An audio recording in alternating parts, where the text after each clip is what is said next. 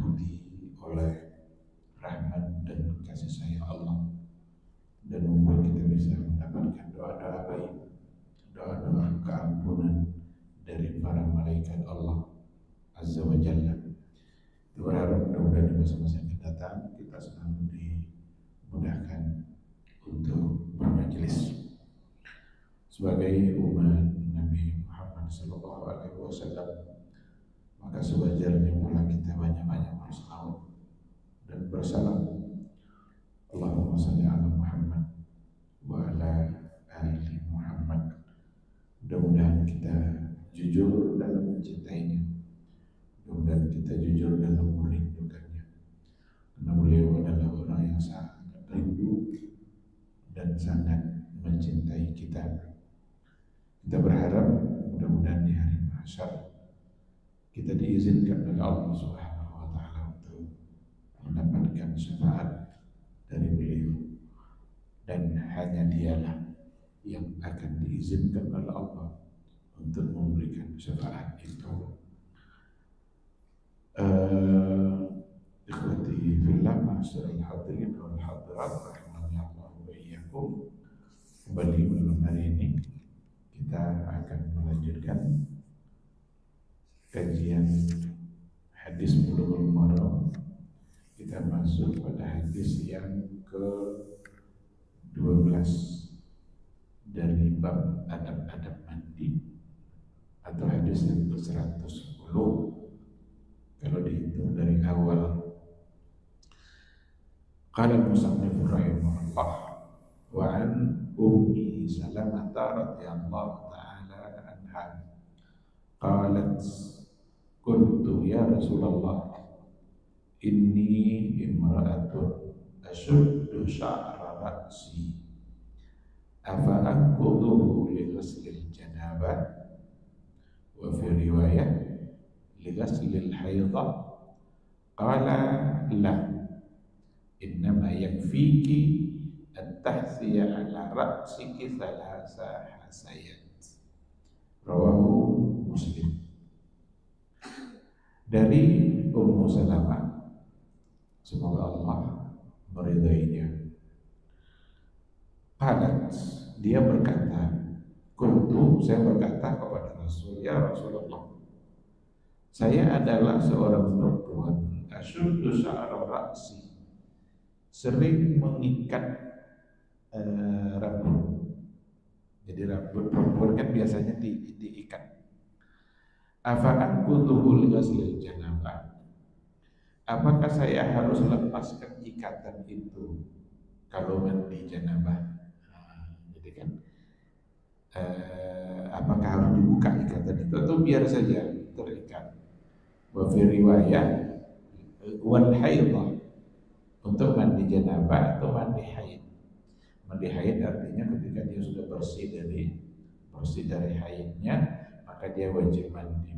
Qala, Nabi berkata, la, tidak perlu. Innama yakfiki, sesungguhnya cukuplah bagi kamu an-tahsiya ala ra'siki thalatha hasayat. Cukup bagi kamu untuk menyiramkan ke atas kepala thalatha hasayat, tiga kali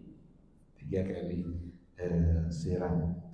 Jadi tidak perlu dibuka, tapi cukup siram saja 3 kali.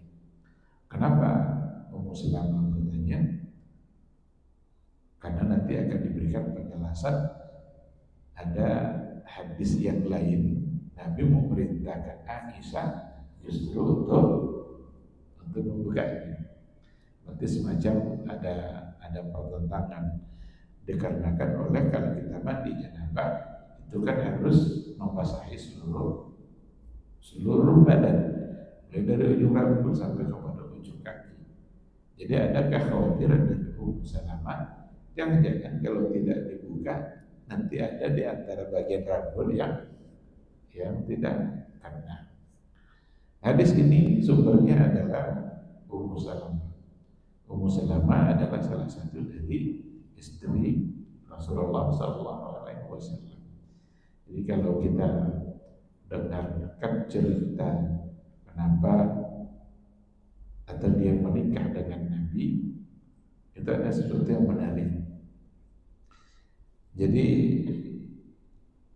Abu Salamah, suami dari Ummu Salamah, itu mendengarkan atau diajarkan doa oleh Nabi.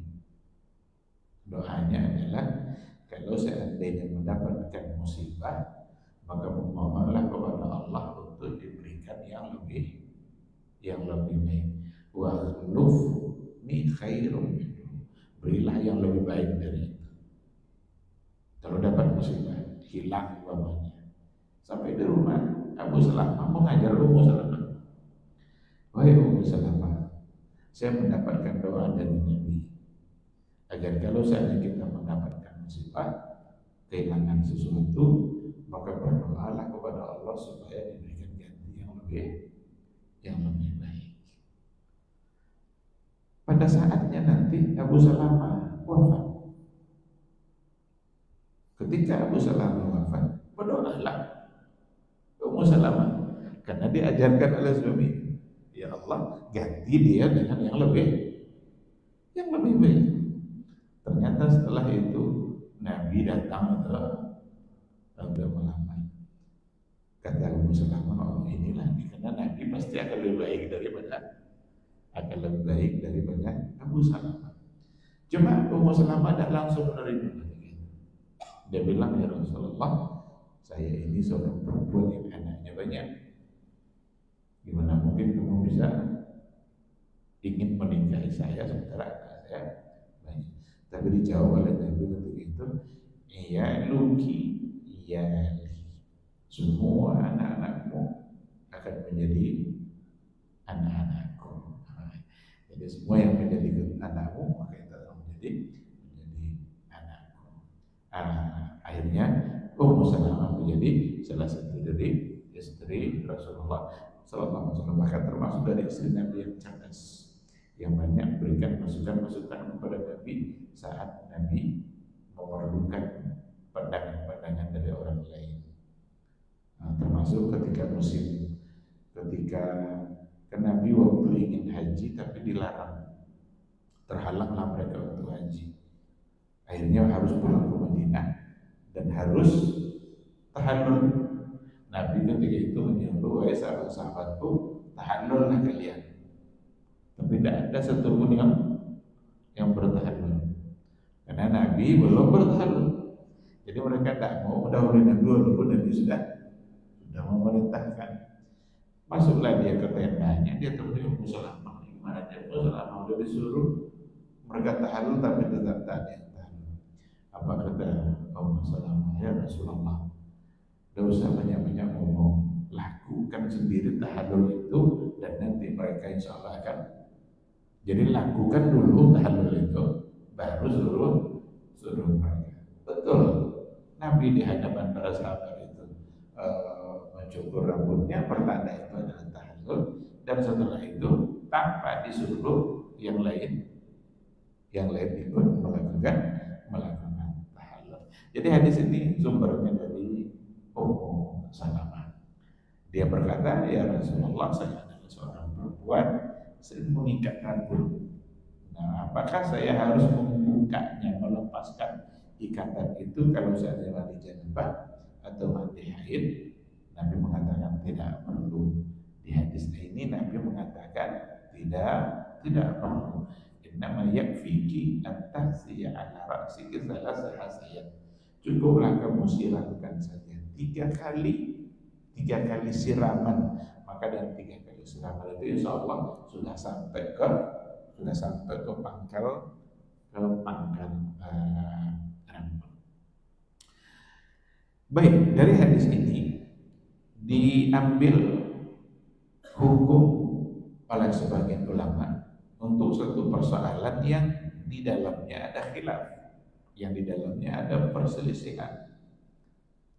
Sebagian ulama mengambil dari hadis ini annahu wal haditsu dalilun ala annahu la yajibu naqdu sya'ri 'ala al-mar'ati fi ghasliha fi janabah aw haid. Jadi dia yang diambil hukum hadis ini menunjukkan bahwasanya tidak wajib bagi seorang perempuan untuk melepaskan ikatan rambutnya pada saat dia mandi janabah atau mandi haid. Tetapi sekali lagi ini adalah persoalan yang diperselisihkan. Karena ada sebagian kecil di antara ulama seperti Al-Hadawiyah mengatakan dia membagi-bagi, ada yang diwajibkan, ada yang tidak.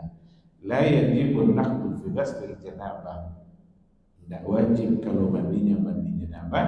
Wa yajibu fil haid wan nifas, tetapi wajib pada haid dan nifas. Dia dibeda-bedakan oleh kelompok Al-Hadawiyah dikarenakan oleh perkataan Nabi Sallallahu Alaihi Wasallam. Sebuah riwayat yang lain, Nabi berkata kepada Aisyah untuk menyuruh supaya dibuka ikatan rambut itu kalau seandainya mandi. Maka Nabi mengatakan, angkili sya'raki wa tasili, bukalah ikatannya kemudian mandilah. Kalau tadi kan Nabi bilang lah, kalau ini perintah. Wa ujibah, tapi dijawab sesungguhnya hadis ini sebenarnya tidaklah bertentangan, karena perintah yang datang dari Nabi yang ditujukan kepada Aisyah yang menyuruh untuk membuka ikatan, laisa lil wujub wa anna al-amra bin naqdi nadam. Perintah untuk melepaskan di sini itu hanyalah sekedar perintah. Faedahnya nadam itu artinya sama dengan sunnah atau mustahab, artinya tidak sampai ke tingkat wajib. Nabi memang menyuruh, tapi bukan untuk sebuah kewajiban. Nah, kalau digabungkan dua hadis tadi, berarti dia tidak bertentangan. Ummu Salamah bertanya, haruskah dibuka? Nabi bilang enggak. Tapi bolehkah dibuka? Menjadi lebih baik, karena ada perintahnya kepada Aisyah, dan perintah yang datang kepada Aisyah bukan untuk menunjukkan wajib, tapi untuk menunjukkan sunnah. Dan dijawab juga kenapa Nabi mengatakan tidak. Wa yujabu bi anna sya'rahu Salamah kana khafifan. Rambutnya Ummu Salamah itu agak tipis, lebih tipis daripada rambutnya Aisyah. Sehingga ketika Nabi mengatakan tidak, karena memang rambutnya lebih tipis. Kenapa pada Aisyah disuruh? Karena rambutnya lebih tebal. Begitu para ulama mencoba untuk menggabungkan kedua hadis. Karena kalau ada dua hadis yang dua-duanya sahih, ini mesti harus dicarikan jalan keluar. Andai kan ada ketemu dua hadis, dua-duanya sahih, tapi kalau satu sahih, satu dhaif, itu tidak ada masalah. Berarti yang dhaif mesti ditinggalkan. Tapi kalau seandainya dua-duanya diterima oleh para ulama, berarti mesti dicarikan ini bagaimana cara menggabungkan. Karena mustahil antara satu hadis dan hadis Nabi itu akan terjadi pertentangan. Tidak mungkin. Maka begitulah. Ini kata Nabi tidak, ini kata Nabi perintah, maka perintahnya tidak untuk menunjukkan sebuah kewajiban. Oleh karena itu pelajarannya bagi perempuan, kalau seandainya dia mandi haid, mandi janabah, dan ternyata dia memiliki rambut yang agak tebal, berarti lebih baik untuk dibuka. Tapi kalau seandainya dia punya rambut yang tipis dan serasa akan tidak bermasalah dan tidak dibuka, kenapa memang Nabi mengatakan tidak perlu untuk dibuka. Begitulah kira-kira yang dapat kita ambil dari hadis yang pertama.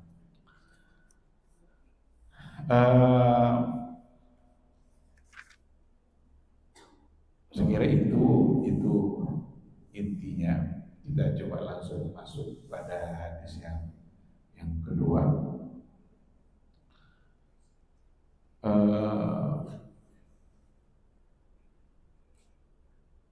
Ada nanti dalil-dalil pendukung yang mengatakan tidak wajib. Di antaranya adalah ketika Ibnu Umar cenderung untuk mengharuskan. Jadi Ibnu Umar dikatakan karena yang nisa idza tasalna ay yanqudna ru'usahunna. Jadi Ibnu Umar itu cenderung dia untuk memerintahkan wanita-wanita kalau dia mandi adalah membuka ikatan rambutnya. Sampai itu kepada Aisyah. Faqalat, lalu Aisyah berkata, ya ajaban Ibnu Umar, heran dengan kata-kata Ibnu Umar ini katanya.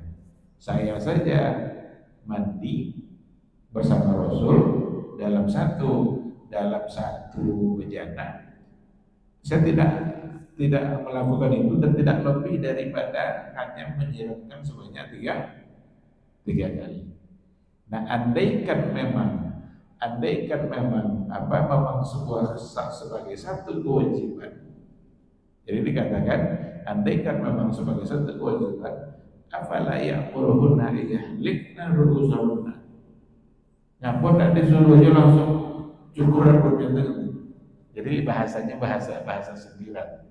Kalau memang sebagai sebuah kewajiban, Ibnu Umar mewajibkan, kenapa tidak dia suruh perempuan itu mencukur rambut langsung sekalian? Itu berarti menandakan bahwa memang perintahnya tidak untuk menunjukkan wajib. Ketika ada sahabat seperti Ibnu Umar yang cenderung untuk mengatakan wajib, maka dibantah oleh Aisyah radhiyallahu taala anha. Itu hadis yang pertama malam hari ini. Masuk ke hadis yang kedua. Datang dari Aisyah. Wa an Aisyah radhiyallahu anha qalat. Kalau tadi sumbernya adalah Ummu Salamah, ini adalah Aisyah. Di antara istri Nabi yang banyak meriwayatkan hadis adalah yang pertama Aisyah.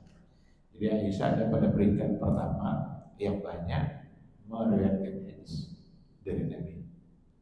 Yang kedua Ummu Salamah. Ummu Salamah adalah yang termasuk banyak tapi tidak sebanyak Aisyah. Adapun yang lain itu kadang ada beberapa bisa hitungan jadi, tapi yang ini agak banyak. Maka hadis yang kedua ini datang dari Aisyah, istri dari Rasulullah SAW, min ummahatil mu'minin. Dia berkata, qala Rasulullah SAW. Saya berkata,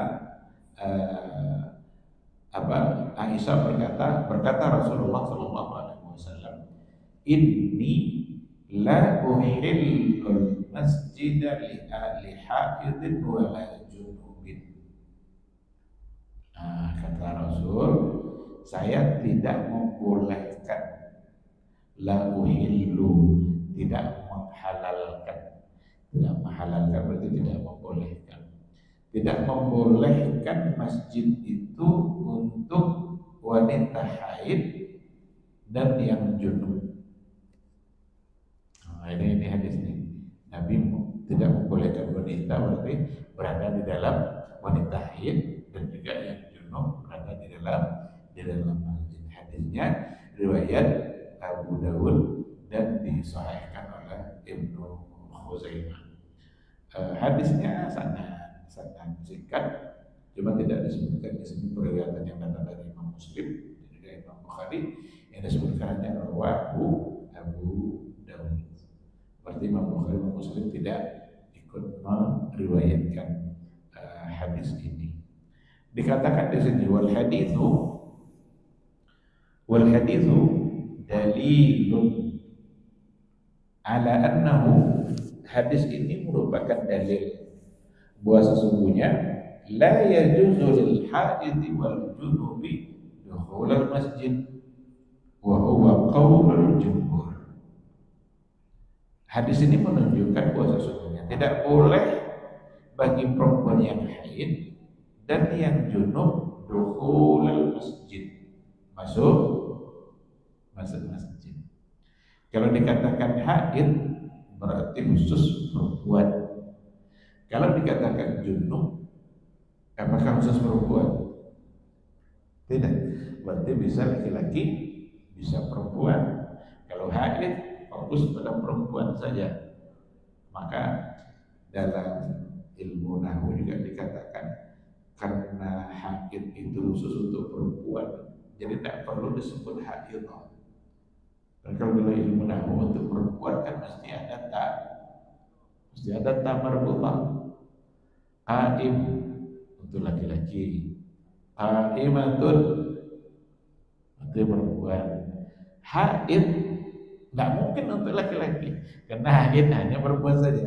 Jadi kalau itu sesuatu yang khusus untuk perempuan, maka tak mesti ditambahkan marbutah. Sama dengan imra'atun hamil. Kalau dibawa kepada kaidah ilmu nahwu mesti ada ta marbutah. Maka imra'atun hamilatun. Cuma karena hamil ini hanya perempuan, tidak akan ada yang memahami kata hamil laki-laki, mesti adalah perempuan, maka tidak perlu ditambahkan ta al-marbutah. Ini kaidah-kaidah dalam nahwu. Maka di sana dikatakan la yajuzu lil haid, tidak perlu disebut haidah. Lil haid tidak boleh bagi wanita haid untuk masuk masjid dan juga orang yang dalam keadaan junub. Tetapi masalah ini adalah masalah yang diperselisihkan oleh para ulama. Jumhur ulama memegang hadis ini karena dikatakan bahwa qaulul jumhur. Kalau jumhur berarti mayoritas ulama. Jumhur mengatakan tidak boleh karena Nabi Muhammad sudah mengatakan la uhillul masjid li haidin wala junubin. Jadi kalau maksudnya dukhul di sini yang tidak boleh adalah menetap, berarti berdiam diri. Bagaimana kalau seandainya lewat, masuk tapi sekedar lewat, masuk pintu sana sekedar lewat untuk keluar di pintu sini? Jawabannya boleh, karena Al-Quran sendiri yang membolehkan illa abiri sabil. Abiri sabil artinya adalah kecuali untuk melintas lewat. Nah, dari itu kalau seandainya abiri sabil maka dapat dibenarkan. Itu menurut jumhur. Sementara waqala Daud wa ghairuhu, ada ulama Daud, barangkali dimaksudkan adalah Daud al-Zahiri, dan yang selain beliau ada sebagian kecil dari ulama yang mengatakan ia juz, mengatakan adalah dibolehkan. Wa ka'annahu bana 'alal bara'atil asliyah, seolah-olah dia membangun pendapatnya itu 'alal bara'atil asliyah. Bara'atil asliyah itu kembali kepada hukum asal, karena hukum asal membenarkan, dan hadis ini la yarfa'uha, tidak bisa mengangkat hukum kebolehan yang ada pada hukum asal menurut Daud al-Zahiri. Tapi kalau seandainya kita ingin berpegang, tentu kita lebih berpegang kepada pendapat yang memegang dalil yang lebih kuat, karena di sini ada nasnya. Kalau sudah ada nas, tentu kita lebih baik berpegang kepada nas. Apalagi Nabi mengatakan la uhillu. Namun nanti ada diskusinya di kalangan para ulama pada keadaan yang memang mereka harus berada di dalam. Contoh, bolehkah wanita haid masuk ke dalam masjid untuk hadir di majelis ilmu? Dan ilmu itu tidak akan dia dapatkan dari suaminya. Nah, para ulama kalau dia bisa mendapatkan ilmu itu dari suaminya, dia belajar dari suaminya. Tapi kalau tidak, dia mesti masuk karena memang ada kumpulannya. Kalau seandainya dia di luar, mungkin dia tidak akan seperti di dalam mendengarkan suaranya. Tapi kalau di dalam, maka akan bisa mendengar. Nah, sebahagian untuk dalam kondisi seperti ini ada yang membolehkan karena ada maslahat yang didapat, dengan catatan dia mesti baik-baik dalam menjaga diri supaya tidak terkotori masjid.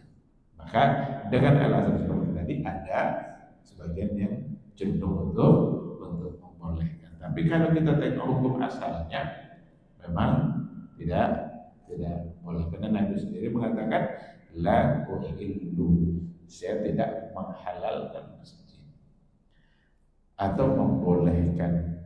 Itu membolehkan itu karena takut dikotori atau karena kemuliaan masjid? Karena kemuliaan masjid, bukan karena kalau takut dikotori kan bisa dihindarkan. Ada pembalun, ada benda-benda yang memang fungsinya adalah untuk menjaga itu. Nah, bukan berarti hanya karena takut dikotori, tapi justru adalah syaraful makan. Syaraful makan itu artinya adalah kemuliaan tempat. Karena masjid tak sama dengan tempat yang lain. Kalau kita bawa pula diskusinya ke masalah lain, yang disebut masjid itu kira-kira yang mana? Teras itu masjid tuh. Teras. Berarti boleh kalau di teras. Maka seandainya ingin hadir di majelis taklim, kalau bisa di teras, cukup di teras saja. Kalau dia cukup terwakili. Tapi apakah memang teras tidak masuk masjid? Di sini ada sebenarnya ada diskusinya di kalangan para ulama. Yang masjid itu memang yang batasan yang disepakati sebagai tempat sholat. Biasanya ada dinding. Kalau teras sebagai besar mengatakan itu tidak masjid. Kalau begitu boleh tidak berdagang di teras? Kan Nabi melarang jangan berdagang dalam masjid, dalam teras, ada teras. Ini pintu masuknya, ini teras. Abu darat lah PJ sini kan. Parfum apa semua darat. Kalau memang teras bukan masjid, berarti boleh. Tapi kalau tidak, kalau teras itu bagian dari masjid, berarti tidak. Nah, kalau umpamanya masuk masjid, jangan langsung duduk kecuali sholat dulu 2 rakaat. Sekarang ada orang yang mampir istirahat di teras masjid, haruskah dia tahiyat?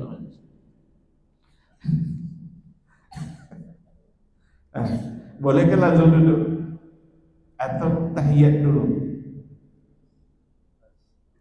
Kenapa? Kalau tahiyat dulu berarti teras bagian dari masjid.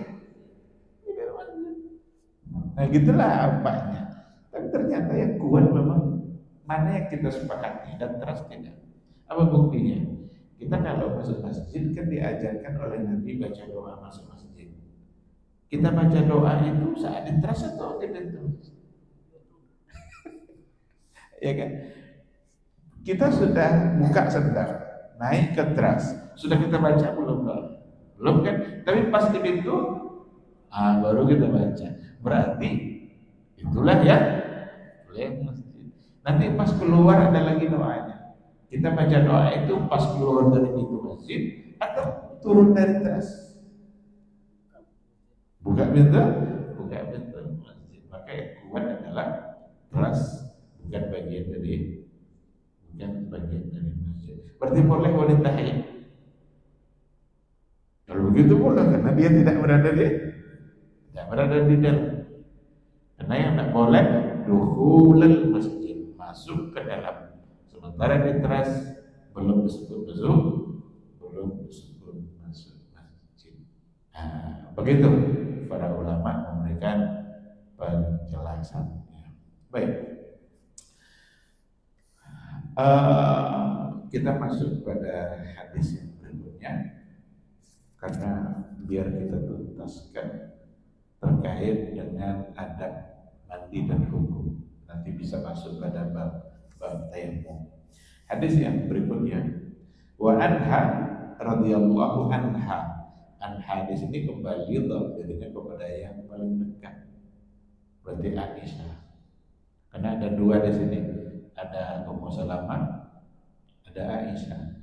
Sekarang disebutkan wa anha, dan dari dia juga. Maka dalam kaidah nahwu ad-dhamiru ya'udu ila al-aqrab. Dhamir itu kembali kepada yang lebih dekat. Yang lebih dekat berarti adalah Aisyah. Karena Ummu Salamah tadi di awal. Maka hadis ini sumbernya juga adalah Aisyah radhiyallahu anha qalat. Dia berkata, "Kuntu aghtasilu ana wa Rasulullah sallallahu alaihi wasallam min ina'in wahid. Takhtalifu aydina fihi minal janabah." Muttafaqun alaihi. Wa zada Ibnu Hibban wa taltaqi aydina. Apa kata Aisyah? Kuntu aghtasilu. Saya pernah bersama Nabi mandi. Nah, ini pertanyaannya kemarin. Bolehkah mandi bersama? Ini hadis ini. Saya, kata Aisyah, pernah mandi bersama Nabi. Ana wa Rasulullah.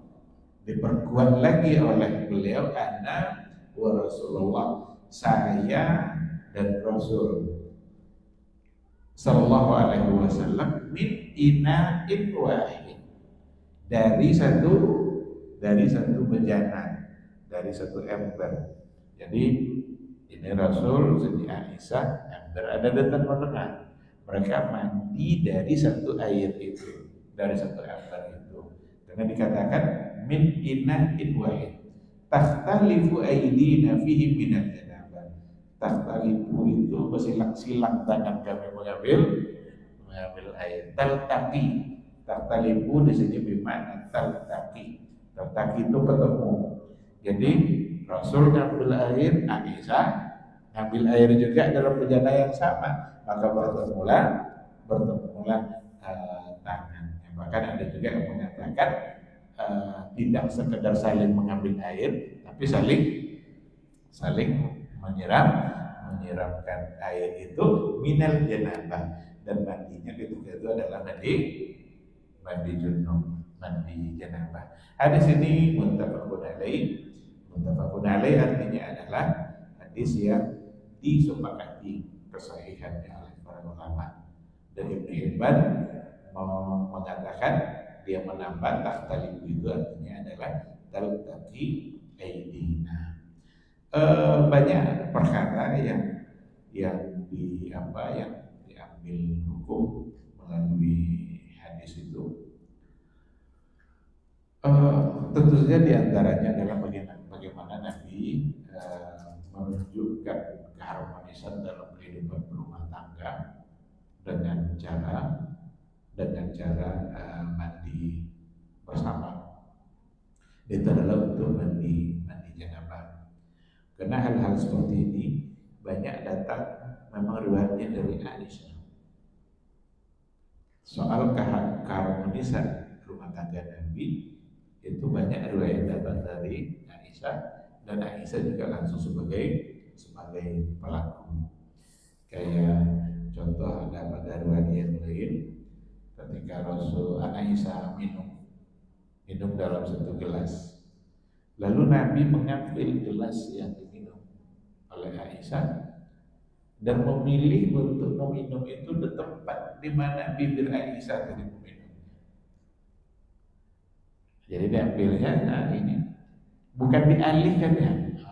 Tadi situ pindah kan enggak. Justru dicari-carinya bagian mana tadi nempel bibir Aisyah pada gelas itu. Dan di situ pula lah Nabi meminum. Dan itu gambaran dari romantisnya rumah tangga Rasulullah SAW. Jadi tidak ada rasa curiga, tidak ada rasa kekhawatiran. Kalau ada rasa kekhawatiran dari suami istri, perlu dipertanyakan ya.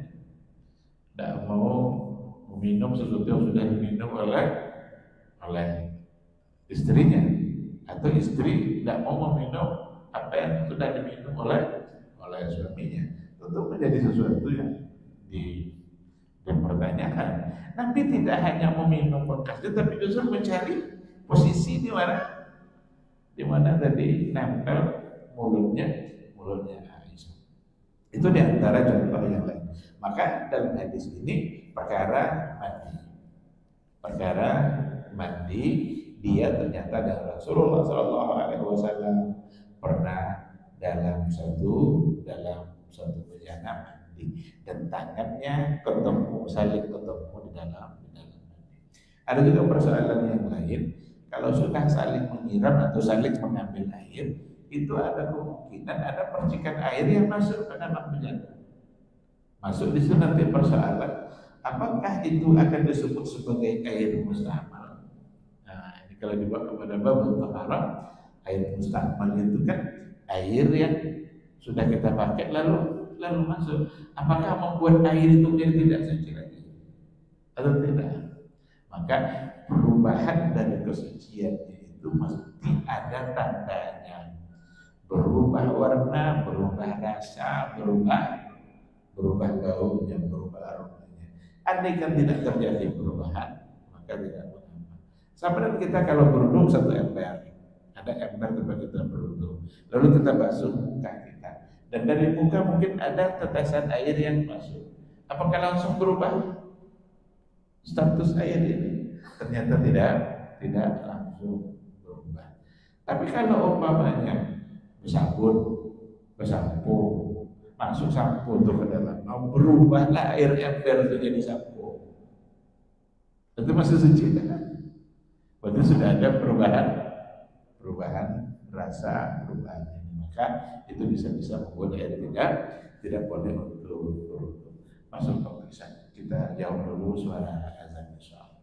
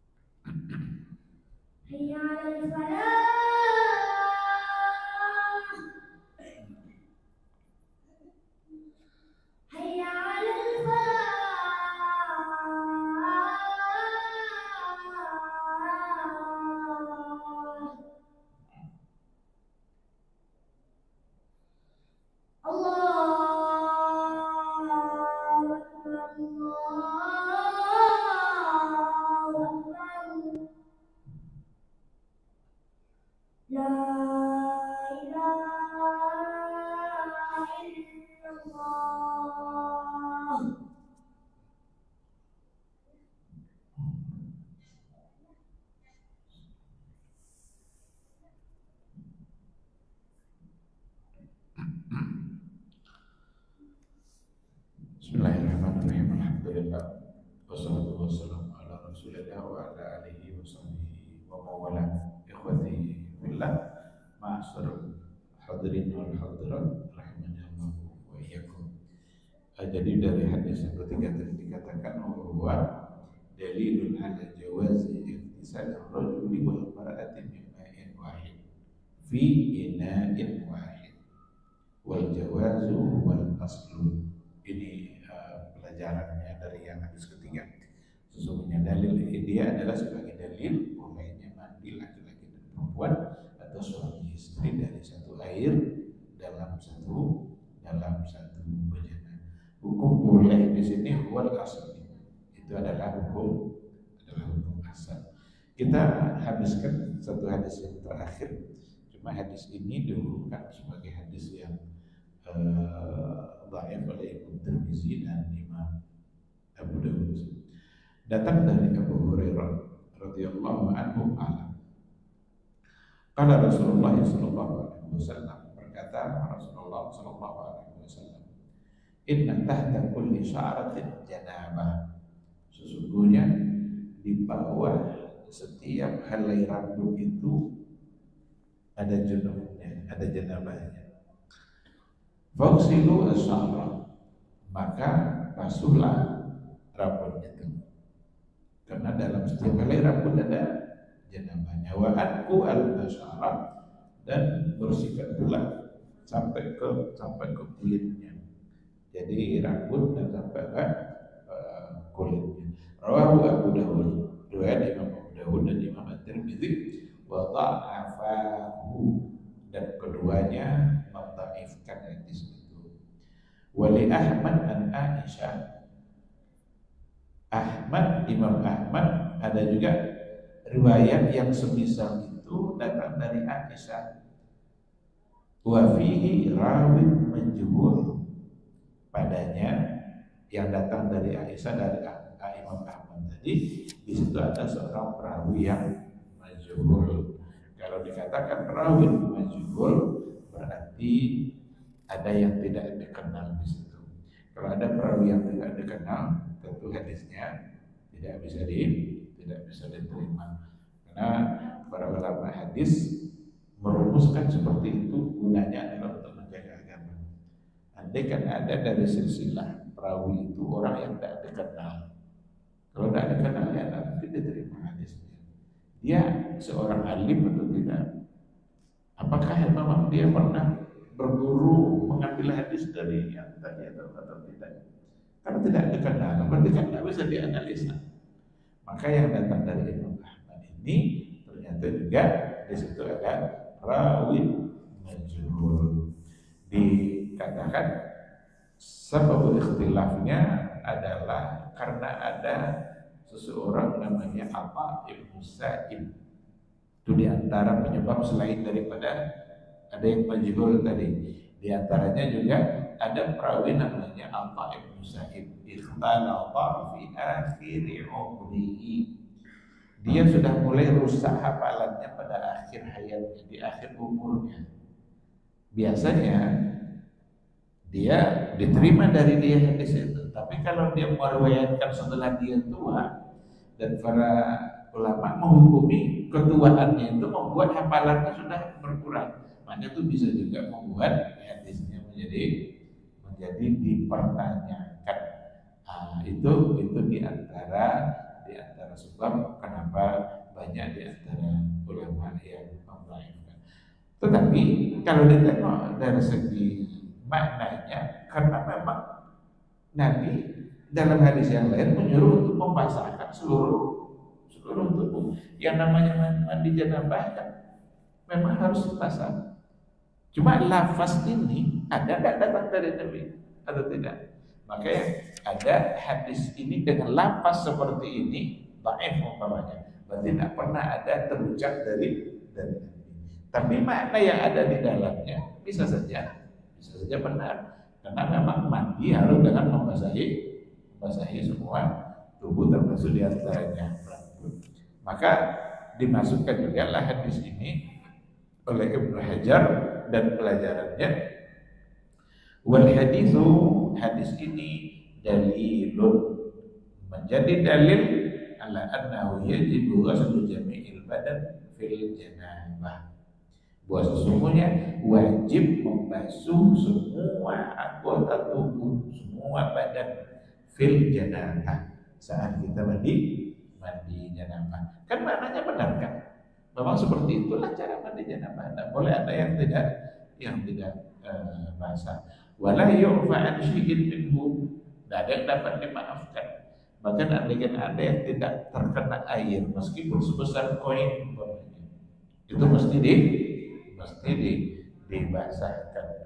Huwa ijma, itu adalah sesuatu yang sifatnya disepakati oleh para ulama. Illal madmadah wal istinsak, kecuali pada madmadah wal istinsak fihi khilaf. Apakah harus berkumur, apakah harus masuk air ke dalam hidung? Di situ baru ada khilafnya. Tapi kalau untuk membasahi seluruh anggota tubuh, memang merupakan perkara yang disepakati oleh para ulama. Jadi meskipun tadi dikatakan bahwa hadis itu merupakan hadis yang tidak sahih, artinya lafaz itu tidak diucapkan oleh Nabi, tetapi makna yang ada di dalamnya sejalan dengan perintah-perintah Nabi yang lain dalam perkara mandi janabah. Saya kira ini mungkin kajian kita malam hari ini. Mungkin kita akhiri dengan bertanya jawab kalau seandainya ada dipersilakan. Betul.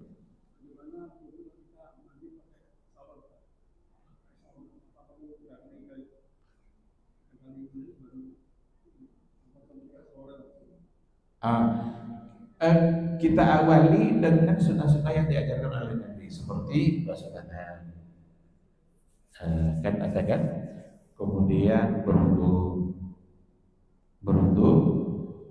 seperti untuk sholat. Ini kan hadis yang sebelumnya. Selesai itu kepala, fokus pada kepala 3 kali. Setelah itu barulah disiramkan ke badan secara keseluruhan. Ada lagi yang merinci badan pun dimulai dari sebelah kanan. Tapi kalau nanti pakai shower, kalau seandainya memang tidak terpelihara secara utuh, ya peliharalah mana yang memang bisa kita laksanakan dari sunnah Nabi. Ya katanya basuh tangan, kemudian berwudu, kemudian basuh kepala 3 kali, itu kan tidak ada persoalan ya. Walaupun dengan mungkin saja kita basuh dengan ambil gayung umpamanya, basuh 3 kali. Nah setelah itu baru dengan, kalau mandi di sungai mungkin lebih sulit lagi. Ya badan lah masuk ke dalam kan. Kalau mandi di sungai, badan kan separuh dan masuk ke sungai itu. Jadi mungkin akan lebih lagi. Maka ini sunnah-sunnah yang mana yang bisa kita jaga, usahakan untuk dijaga. Mana yang tidak, ya itulah keadaan di mana kita sulit untuk menjaga secara utuh. Allah Subhanahu wa ta'ala.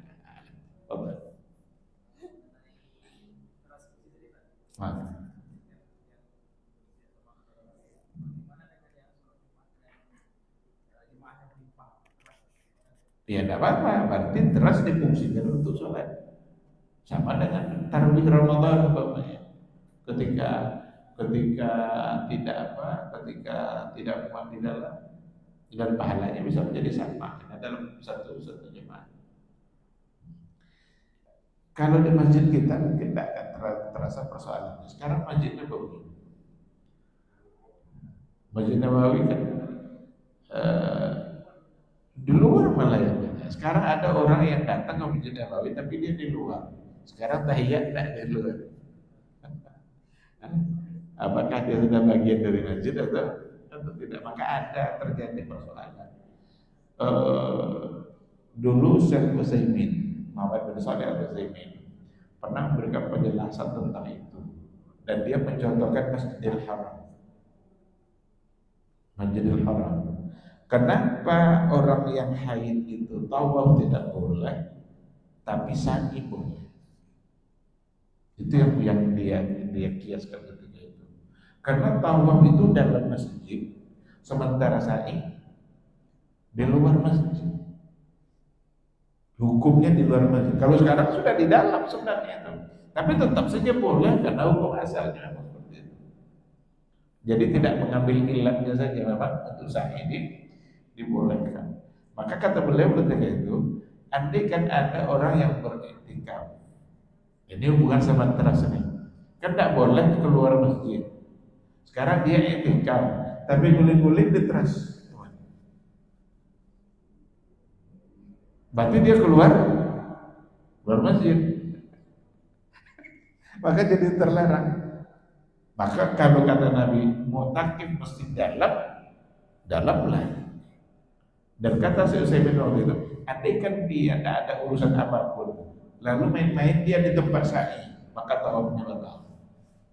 Berarti dia sudah keluar dari. Jadi ada banyak konsekuensi dengan mendudukkan definisi masjid itu, apakah teras ini bagian dari masjid atau tidak. Nah, tapi yang kuat memang termasuk yang dikatakan oleh Syekh tadi, mana yang kita sepakati sebagai masjid. Kalau di sini ya inilah dinding yang sudah disepakati sebagai masjid. Kira-kira ruangan di samping mihrab masjid.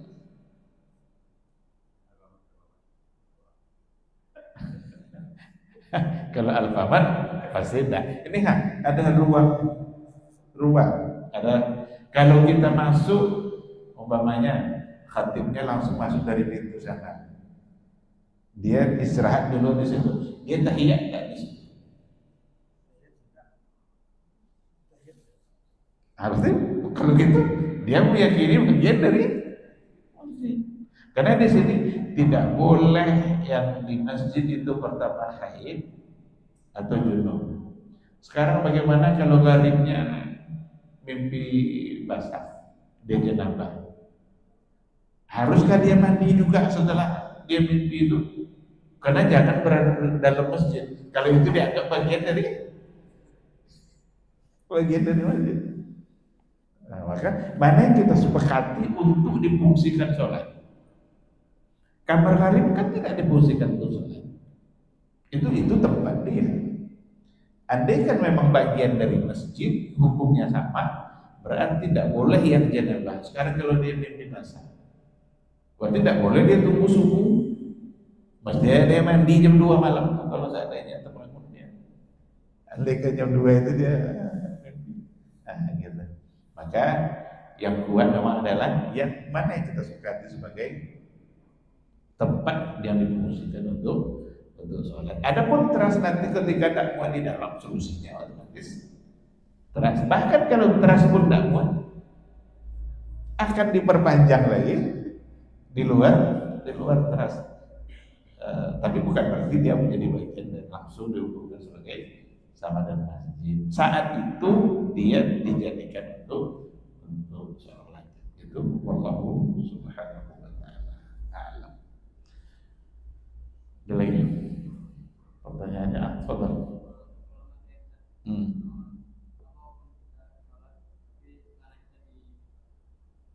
Hukum sholat tapi